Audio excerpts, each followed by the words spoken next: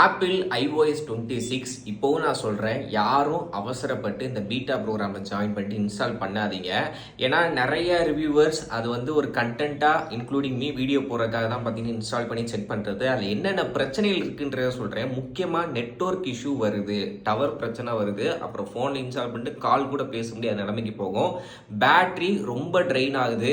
அப்புறம் நார்மலாக Instagram, Facebook, YouTube use பண்ணும் போதே பார்த்தீங்கன்னா ஃபோன் வந்து அப்படியே ஹீட் ஆகி வந்து ஒரு மாதிரி ஆகுது. ஸோ அப்பப்போ லேகும் இருக்குது. அந்த டிரான்சாக்ஷன் எஃபெக்ட்லாம் பார்த்தீங்கன்னா அந்த ஒரு லேகுன்றது ஃபேஸ் பண்ணுறோம்.